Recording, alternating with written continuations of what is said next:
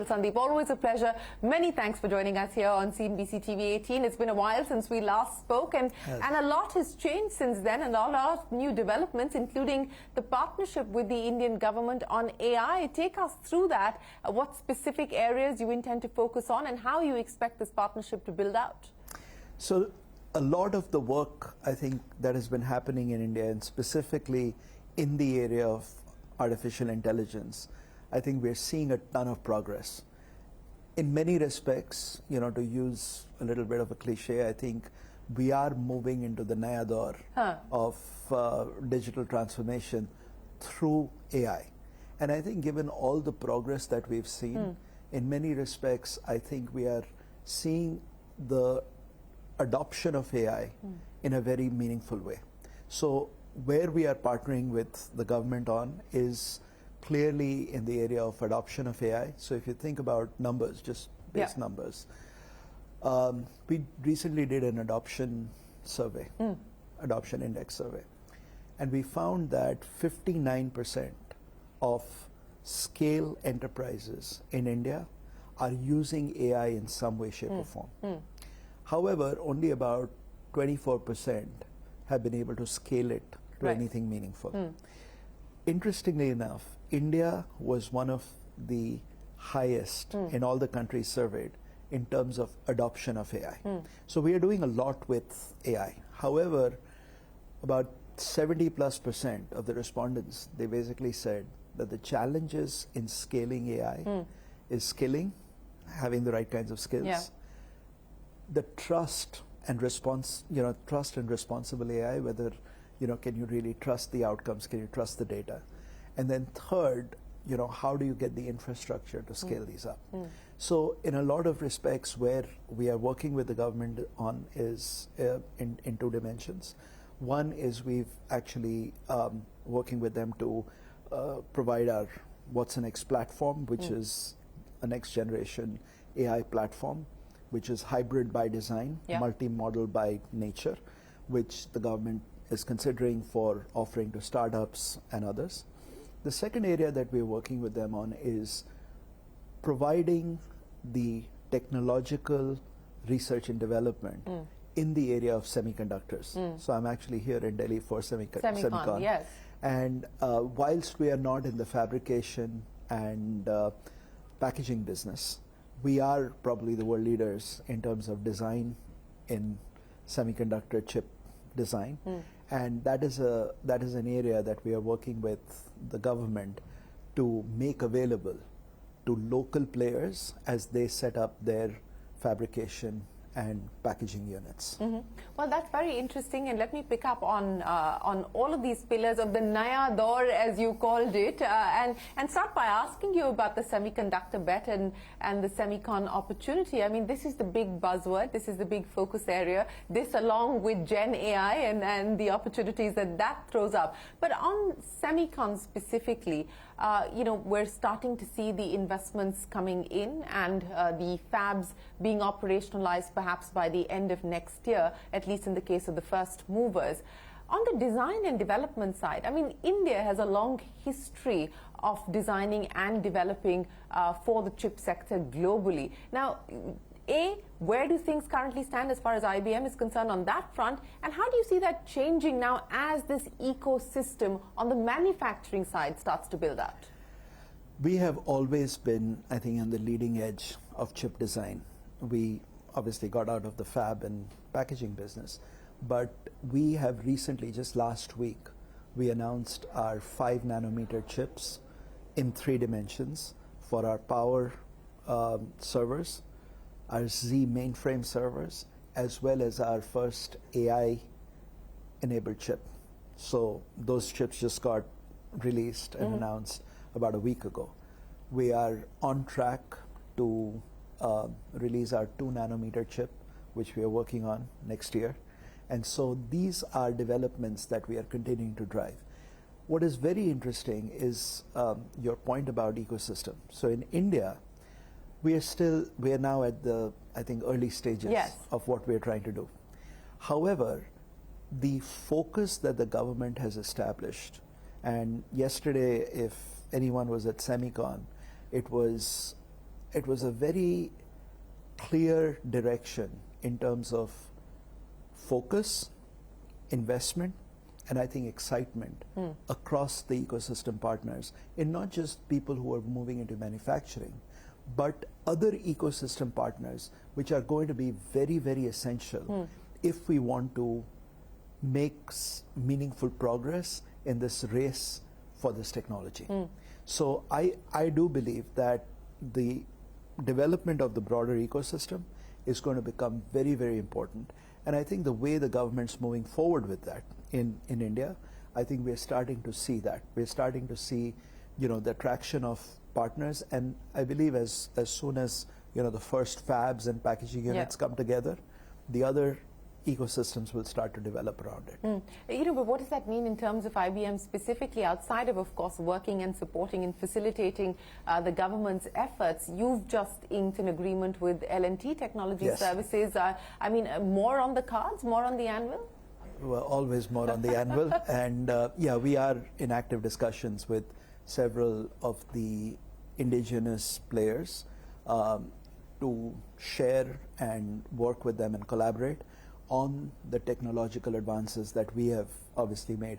I don't know if you've seen this, but about a year ago, we announced a consortium in conjunction with the Japan government called Rapidus.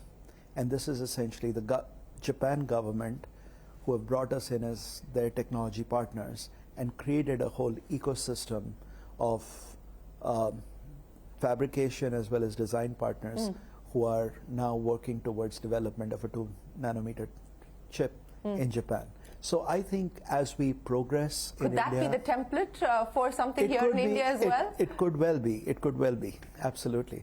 But I think it'll just have to evolve and mature, as some of these ecosystem partners come together over a period of time. You talked about what the government is hoping to do as far as Watson is concerned, and you've offered that to the government. What is the progress on actually starting to operationalize that partnership?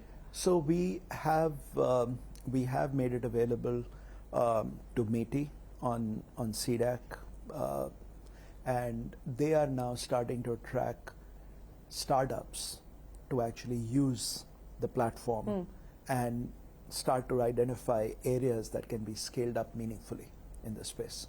Okay, let's talk a little bit outside of AI and what you're doing with the government to the overall environment globally as well as here in India. And we've gone through a period of volatility. Do you believe that the worst is behind us and we're now moving towards a return of spending, or do you believe that the pause will continue at least until the US elections are over and done with? I've always told you, right, irrespective of whatever the business environment is, technology continues to act as a deflationary trend. And I don't think that has changed as much. I think there is, in India, obviously, the trends better than I do because you see and you talk to a lot more people. But in India, clearly, the market and the outlook continues to be very bullish. I think globally, we are seeing probably pockets. We had seen pockets of slowdown. But I think the focus on digital transformation and the investment, IT investment in digitization, in advances in technologies like AI that are actually driving productivity and productivity improvements, I think that will continue. Sandip, I want to talk to you about your own journey since you took over. It's been what, a little under 4 years? You took little over 4 years. Little over 4 years, yes. 2020, I remember. And the aspiration was to take your hybrid cloud and make it the leader as far as the market was concerned. Take me through where you stand and whether you're satisfied with what you've been able to achieve. So if in our business, it's very difficult to stay satisfied with anything. But I think it's been a very fruitful journey, that, if I would say so. We started off with our focus on hybrid cloud and AI. I think we've made a lot of progress. I think the focus on the strategy specifically clearly helps. When I talk to clients, CEOs, and others, they actually like this focus because I think they see the relevance in their own businesses. So the journey of hybrid cloud AI underpinned by a strong layer of security, I think that is resonating in the market. I think our growth in India has mirrored what you've seen probably in our global growth as a company. So we are growing ahead of market, and hopefully that trend will continue. Well, speaking of trends, and I want to go back to the point that you made about what your survey has shown as far as AI adoption is concerned. What's the big deterrent? What's the big impediment that's coming in the way of people scaling up? There is the adoption at the starting level, but as you said, it falls off significantly when we talk about people who are adopting AI at scale. Is it the cost challenge, the the cost related to infrastructure challenge? What's the big deterrent? I think one of the biggest deterrents that we are seeing right now is skills, though I think that is starting to take shape. I think we're starting to see a lot of skilled professionals in this space. But the one area which becomes really important in the space of AI is trust. It's all about how do you drive responsible AI. And this is something which I think is deep-rooted in any technology. If you have technology that's not explainable, that's a problem. We have always focused on three fundamental premises around AI. Number one, AI is more there to augment human intelligence. So we have to think about it like that. Second, the data and insights that you use in AI, because that's what makes AI real, that always belongs to the creator. So you've got to keep that data stewardship in focus. And then the third is that the outcomes that you get from AI, they have to be transparent, explainable, and free from any kind of unreasonable and harmful bias. And that is what responsible AI is all about. So responsible AI is responsible business. And currently, I think that's one of the areas of concern amongst business executives, that can we really trust the results that we are getting from AI. So do you believe that regulation can play a role in bridging that trust deficit that currently exists? And what is the kind of regulation that you believe is necessary, especially in the context of markets like India? Regulation can help. I think a lot of it has to do with how do we drive precision regulation. And I'll give you a very recent example. We had, and we've seen this evolve around the world, and in India in particular, Reserve Bank of India has recently come out with a draft directive where they are advocating responsible AI in regulated financial services institutions. We are going to take a break here on CNBC-TV18 and return with our conversation with IBM Sandip Patel.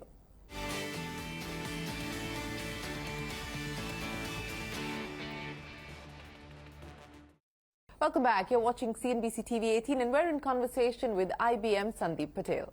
With the offerings that you have in place specifically for an Indian growth perspective, any focus areas, any specific verticals that you're going to be going after, that you're looking at today? So 3 points I'll make on that front. The first one is, we had sort of anticipated when we were building this out, we had sort of anticipated this notion of responsible AI.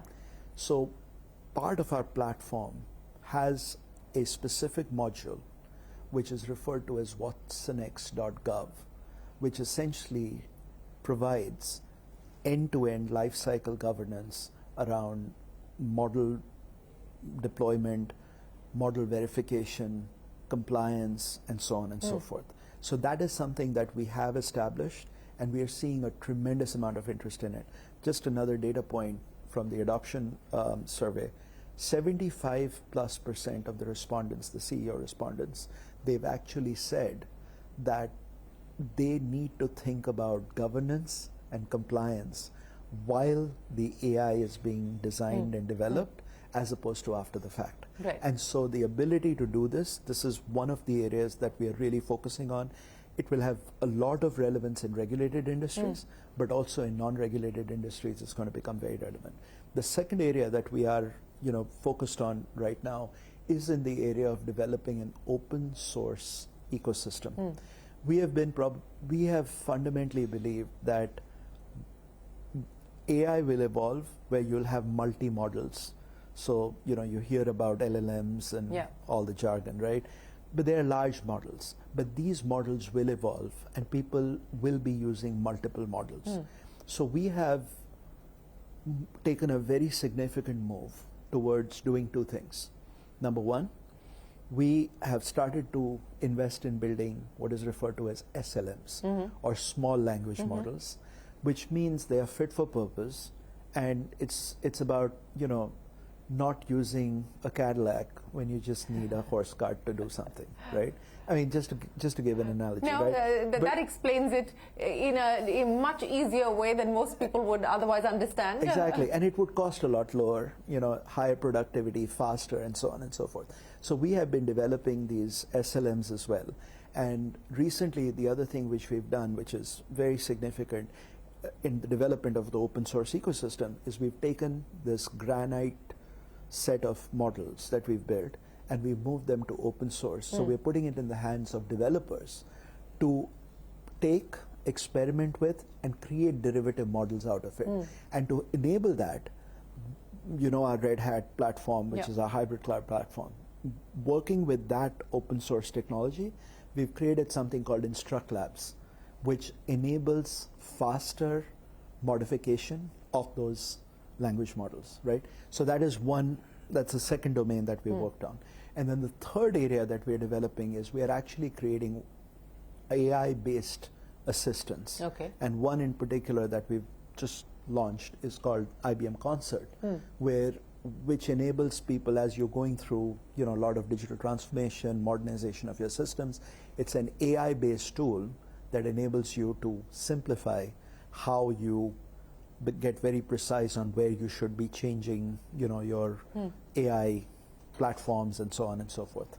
So let me end then by asking you about what happens as far as jobs are concerned, because that's the big debate at this point in time. And what we are seeing globally is that companies are resorting to reorganization, headcount reductions, and so on and so forth, ostensibly on account of the changes that AI is bringing in, but perhaps also for cost optimization purposes. How do you see that impacting jobs, the kind of net hiring that this industry has been used to? What should we be prepared for? I'll answer it with a question. If we look at time immemorial, has it not happened before?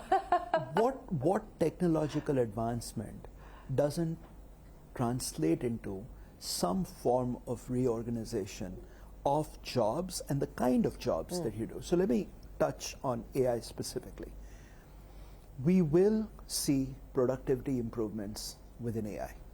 And what that will mean is there will be certain jobs that will be eliminated, but there will be certain jobs which will both get enhanced and newer jobs will be created.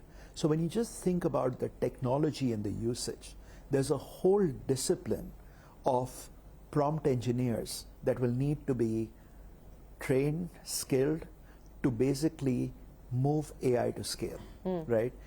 The other area, which I think is people don't talk about as much, is the fact that today managers or even mid-level managers who are used to working in a certain way, they will have to reorient themselves and skill themselves to work with this technology. Because if you don't do that, you will start to get stale in your skills and jobs, right? So look, I do believe that there will be job shifts, there will be job changes, but I think, and I forget, there was a World Economic Forum report that actually said that we are going to actually see a whole new slew of skills and jobs, and I don't remember the exact number, but that will happen. And that's happened with any technological advancement that we've seen anywhere in the world. I know you've got something exciting lined up and planned. Take us through that. Absolutely. All of these new technologies that I just talked to you about and the developments in AI, we will be showcasing at IBM Think in Mumbai a week from now. On the 24th, we have our annual Think conference, and all of this will be on show at that time. So give us a sneak peek of what we should expect. You should expect advancements in AI, some very exciting announcements which I can't tell you about right now, as well as all of these things that I talked about in terms of Instruct Lab, IBM Concert, as well as what we are doing with AI governance around the world. Well, you can't tell me exactly what, but you can lead me in the direction. Is it likely to be a big investment-related announcement? Any announcement always has an investment, Shereen, but it's hopefully helping to develop our strategy a lot further in India. With that, it is time for us to wrap up this CNBC TV18 special. From all of us here on the team, goodbye and many thanks for watching.